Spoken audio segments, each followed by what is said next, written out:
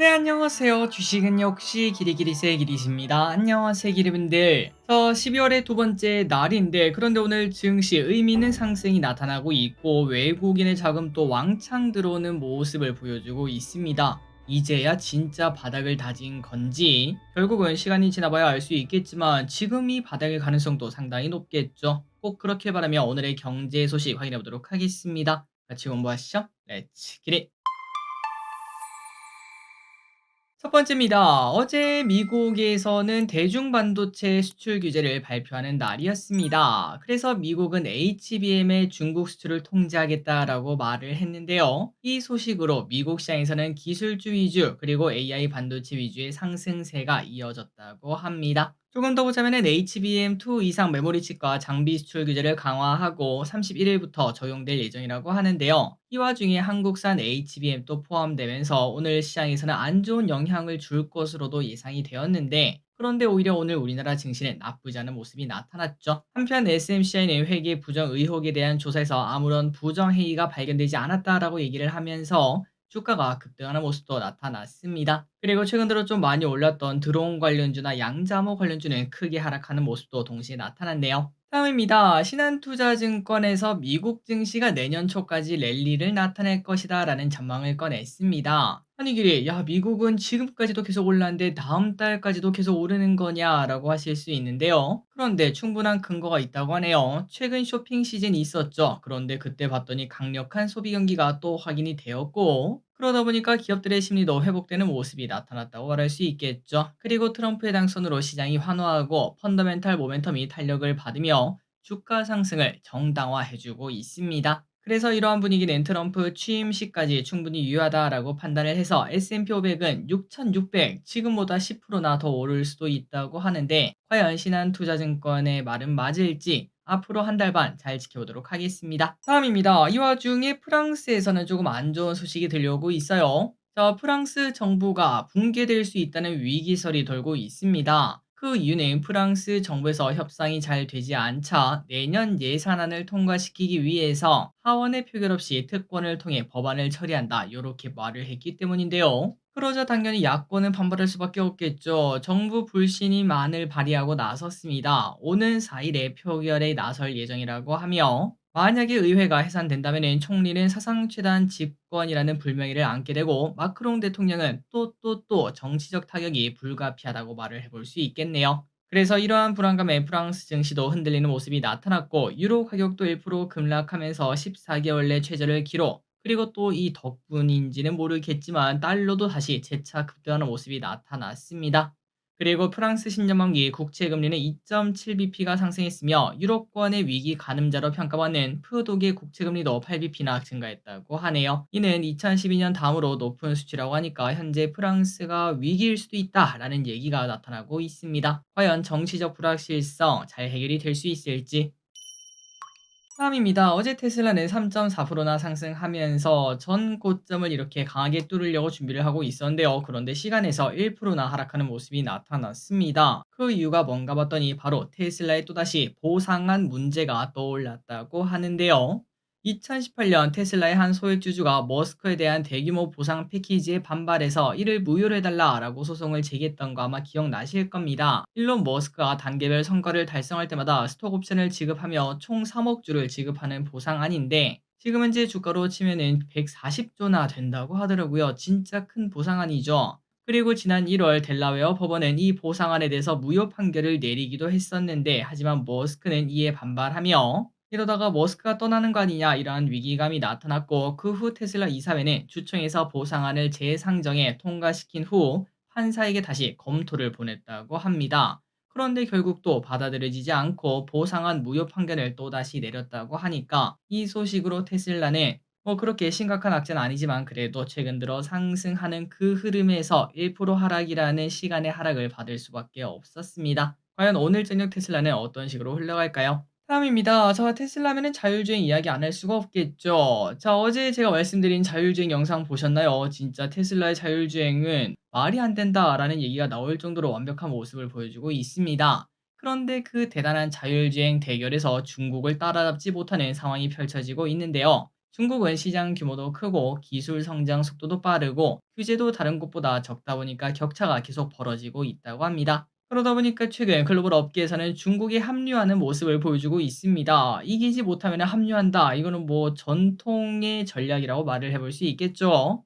독일 자동차 부품업체 보쉬는 텐센트와 함께 자율주행 협력을 약속을 했고, 그 전에는 중국 자율주행 AI 반도체 개발 기업인 블랙세섬이라는 기업에 투자를 하기도 했었다고 합니다. 그리고 테슬라도 내년 1월에 로보택시를 중국에 출시한다, 이런 얘기가 있잖아요. 그래서 테슬라도 중국 바이두와 파트너십을 과거에 체결한 바 있고, 중국 진출하려면 어쩔 수가 없었겠지만 중국 자율주행 기술도 무시할 정도는 절대 아니라고 합니다. 실제로 지금 중국 가면은 운전대에 운전자가 없는 그러한 차들이 돌아가고 있다고 하죠.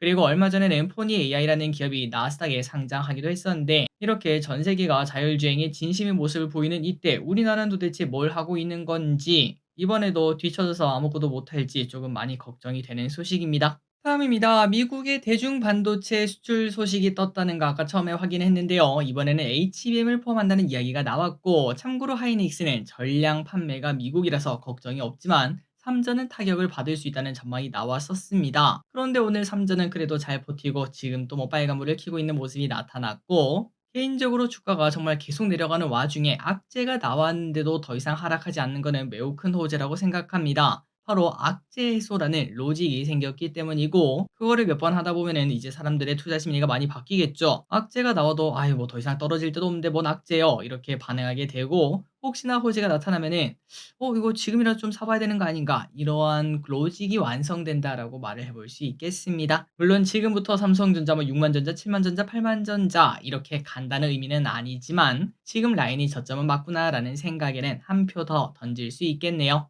다음입니다. 난세에는 영웅이 탄생을 합니다. 증시가 바닥을 치고 난 다음에 거래량을 터뜨리며 강하게 올라가는 섹터가 더 강하게 지속적으로 올라갈 가능성이 분명히 있겠죠. 앞으로 몇 개월간 어떤 주식이 가장 강하게 올라갈지 여러분들도 한번 고민을 해보시면 좋을 것 같습니다. 일단 최근 1개월간 가장 많이 오른 섹터는 조선, 우주, AI, 은행, 드론, 엔터 요 정도를 꼽을 수 있고요. 그리고 최근 일주일간 가장 많이 오른 섹터는 우주, 엔터, 은행, AI, 게임, 자율주행, 화장품을 꼽을 수 있겠습니다. 그러니까 1개월 동안 좋았고, 그 다음에 최근 일주일간 좋았던 섹터는 AI, 우주, 엔터, 은행, 지속성이 있다라고도 말을 해볼 수 있겠죠. 이 친구들을 계속 관심 있게 보고, 그리고 새로 추가된 거는 게임, 자율주행, 화장품이 있는데 요 섹터들 먼저 공부를 해보시는 게 좋을 것 같습니다. 그리고 한번 차트를 보도록 할까요? 최근 많이 오른 기업들을 한번 선별을 해봤는데요. 카카오 차트를 보면은 이 느낌이 좀 오지 않나요? 이제 모든 이평선을 강하게 뚫고 올라가고 있습니다. 물론 이제 이러한 주식을 보면서 매수하세요, 매도하세요 이렇게 말을 해볼 수는 없겠죠. 다음 날의 주가는 아무도 알 수가 없습니다. 그거는 우리가 이제 공부를 해보고,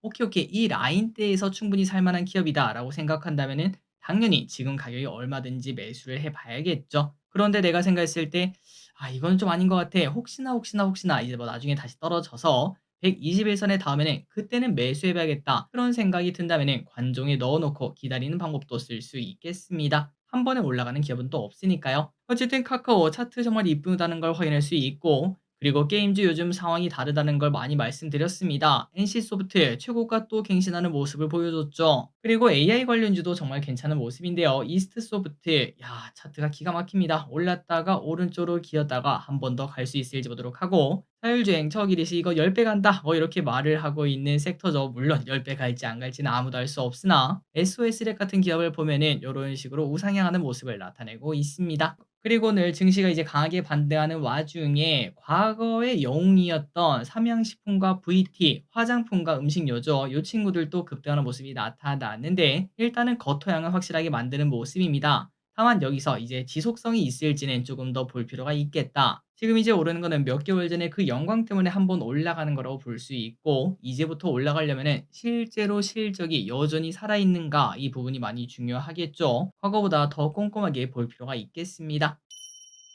다음입니다. 키리분들 꽃게 좋아하시나요? 서해 연평 어장의 꽃게 어획량이 최근 5년 사이 최저를 기록했다고 합니다. 고수온 등 이상 기후 때문이라고 하는데요. 실제 데이터를 보면 올해 잡힌 꽃게는 93만 kg, 그런데 작년에는 175만 kg이나 잡혔다고 하니까 반토막이나 난 상황인 걸 확인할 수 있습니다. 이런 상황이다 보니까 어민들도 힘든 상황이 당연히 펼쳐지고 있고 꽃게 가격도 당연히 올라갈 수밖에 없겠죠. 최근 3개월간 58%나 올랐다고 하네요. 다음입니다. 부동산 소식을 보도록 하겠습니다. 요즘 부동산은 서울은 오르고 지방은 떨어지고 있다는 걸 우리가 지난번에 봤었는데요. 그런데 서울 내에서도 양극화가 심해지고 있습니다. 서울 아파트의 상위 20%와 하위 20%의 가격 차이가 역대 최대까지 벌어졌다고 하네요. 그렇다면 데이터는 어떤가? 무려 하위 아파트 5.5개를 팔면은 상위 아파트 1개를 살 수 있을 정도로 벌어졌다고 합니다. 좀 충격적이죠? 고가 위주의 아파트만 오르는 마치 미국에서 M7만 오르는 그러한 모습이 우리나라 부동산에서도 나타나는 걸 확인할 수 있습니다. 그런데 전국적으로 보면 더 난리라고 합니다. 무려 전국 하위 아파트 11채를 팔아야 상위 한 채를 살 수 있을 정도로 벌어졌다고 하는데 이거는 진짜 심한 양극화다라는 얘기도 해볼 수 있겠죠. 똘똘한 한 채라는 이야기가 왜 나오는지 알 수 있을 것 같습니다. 그리고 또한 PIR, 가구 소득 대비 주택 가격 비율. 그러니까 내가 이제 뭐 연봉이 3천이라면은 3억짜리 아파트를 사는데 그 3천을 다 때려 박으면 10년이 걸리지 않겠습니까? 그거를 나타내는 비율인데 서울 중간 수준 가격대의 아파트를 봤을 때 9.8이나 된다고 합니다. 그러니까 돈 벌어서 아무것도 안 먹고 안 쓰고 전부 다 때려 박았을 때 9.8년 뒤에나 그 아파트를 살 수 있다는 건데 그런데 여기서 중요한 게 뭐죠? 맞습니다. 9.8년 지나면은 그 아파트는 더 올라 있겠죠. 결국은 평생 이제 비싼 부동산은 일반 서민들은 살 수 없는 그 정도 격차까지 벌어진 게 아닌가라는 생각이 듭니다. 다음입니다. 저 담배를 보면은 흉측한 사진이 있는 거 아마 다 알고 계실 거라고 생각합니다. 그런데 일각에서는 왜 도대체 술은 담배보다 관대한가 이러한 시선이 존재한다고 하는데요. 아마도 공감하시는 분들도 많으실 것 같아요. 자, 실제로 술 몸에도 진짜 많이 나쁘고요. 사건 사고를 충분히 만드는 촉매이기도 합니다. WHO에서도 술은 1급 발암 물질로 규정을 해놨는데 사실 우리는 12월만 되면은 1급 발암 물질을 벌컥벌컥 마시기도 합니다. 자, 그러다 보니까 복지부에서 현행 과음은 해롭다 이러한 경고 문구를 음주는 해롭다로 변경을 하려는 방안을 검토하고 있다고 하는데요. 나중에 시간이 흐르고 나면은 술병에 흉측한 사진이 걸려 있는 그리고 연예인들 담배 광고는 안 하죠. 그런데 그 반면 술 광고는 열심히 하고 있는데 그것도 막히는 날이 혹시나 올지 볼 필요가 있겠습니다. 다음입니다. 러시아 175조를 국방에 때려 박습니다. 전쟁이 끝나는 게 아니었나요? 러시아에서 내년 국방 예산을 무려 총 예산의 32.5%를 책정했다고 합니다. 하나로는 175조 원 수준이라고 하는데요. 최근 방산주가 전쟁이 끝난다는 이야기와 함께 하락을 피하지 못했었는데 그런데 러시아가 이렇게 군비 경쟁을 한다면은 유럽에서는 특히 가만히 있을 수가 없을 것 같습니다. 당연히 어느 정도 수준을 맞춰 나가야겠죠. 그래서 주가는 앞으로 어떤 식으로 흘러갈지는 잘 모르겠으나 방산주의 실적 랠리는 계속 이어질 가능성도 있겠습니다. 앞으로 이제 방산주가 바닥을 다진다면은 실적이 어떤지 확인하고 그때는 저점 매수를 고민할 필요도 있겠네요. 다음입니다. 오프라인 유통시장의 동향이 많이 바뀌어가고 있습니다. 소비 침체, 저출산 기조, 가족 구성의 변화 속에서 편의점은 당연히 크게 성장할 수밖에 없고요. 그런데 그 반면 대형마트나 백화점은 부진을 겪고 있다고 합니다. 유통업체의 매출 동향을 보면은 지난 6월부터 편의점이 연속 1위를 차지하고 있고 이제는 이게 안 깨지지 않을까라는 생각이 듭니다. 그리고 항상 1등이었던 백화점은 점점 밀리고 있는 상황이고요.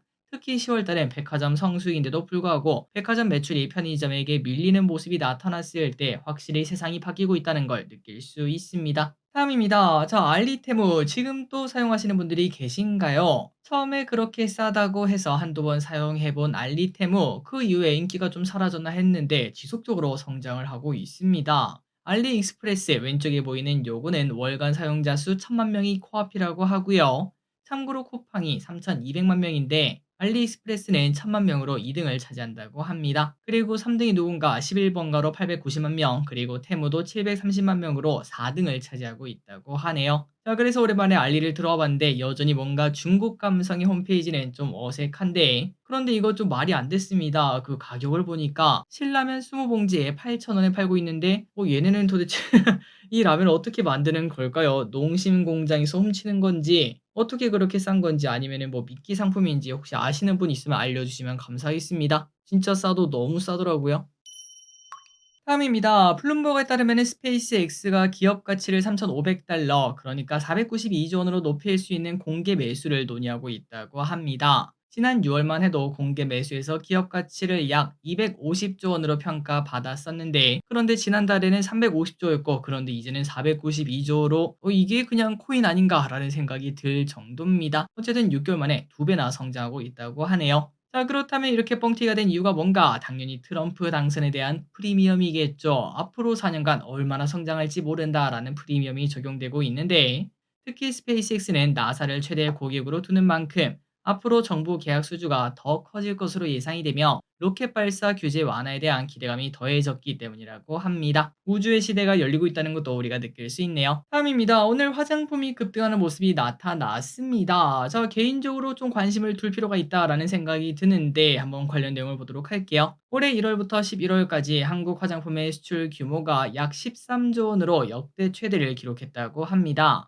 특히 지난 10월엔 한 달간 10억 달러 이상의 실적을 기록하기도 했는데요. 이 소식으로 오늘 화장품주들이 오랜만에 불을 뿜기도 했고 피크아웃 논란이 있었던 만큼 과연 지속성이 있을지도 고민이 많다고 합니다. 그리고 또 이 와중에 외국계 증권사는 K뷰티 붐은 여전히 초기 단계다라고 말을 했고 향후 몇 년 동안 강력한 수출을 보여줄 것이라고 분석을 했습니다. 그리고 제품 사이클이 짧아지는 만큼 결국은 ODM 업체가 짱이다 라는 얘기도 했다고 하네요. 그래서 오늘 코스맥스 10%나 급등하는 모습, 그리고 최근에는 SNS를 통해 한국 마스크팩이 인기를 끌고 로션과 크림 등 피부색과 관련된 기초 화장품들이 인기를 끌고 있어서 해외 시장 진출에 더욱더 용이하다고 합니다. 과연 화장품 과거의 영광을 재현할 수 있을까요? 다음입니다. 당근 같은 중고거래 플랫폼이 활성화되면서 중고거래 사기가 많이 늘어나고 있다고 합니다. 올해 10월까지 발생한 중고거래 사기는 총 8만 건으로 연말을 기준으로 보면 10만 건에 육박할 것 같은데요. 이렇게면은 4년 만에 최대치를 기록할 것으로 전망된다고 합니다. 특히 요즘에는 당근을 통해서 좀 비싼 것도 많이 거래를 합니다. 자동차, 아파트, 명품, 상품권 등 다양한 상품이 거래되고 있다 보니까 고액 사기도 늘어나고 있다고 하네요. 항상 기르분들, 세상에는 착한 사람만 있는 게 아닙니다. 매번 그럴 순 없지만 그래도 조금의 의심은 꼭 필요하다는 걸 잊지 마시기 바랍니다. 피해보면은 나만 손해니까요. 자, 마지막입니다. 공모주가 좀 데이터가 잘 나왔어요. 한번 보도록 할게요. 자, 공모주가 최근 들어 이제 그래도 바닥에서 좀 바닥을 다지는 모습을 나타내고 있고, 그 다음에 최근 신규 상장주가 급등하는 모습도 나타나고 있죠. 게다가 스펙도 뜨거운 모습을 나타내는 와중에 이번 공모주 데이터가 나쁘지 않아서 저 기릿은 청약을 해보려고 합니다. 기르분들도 참고해보시기 바래요. 내일부터 청약을 시작하는 벡트는 상업용 및 교육용 디지털 사이니지 전문 기업입니다. 학교, 전시장, 스크린 골프 등의 사이니지를 제공하는 기업인데 공밴드는 3,900원이 상단인데 상단으로 결정이 되었고요. 수요 예측, 이렇게 상태가 안 좋은데도 2,000개의 기관이 참여 900대의 경쟁률을 기록을 했습니다. 이거는 의미가 있겠죠. 물론 의무 확약은 그렇게 많지는 않았습니다.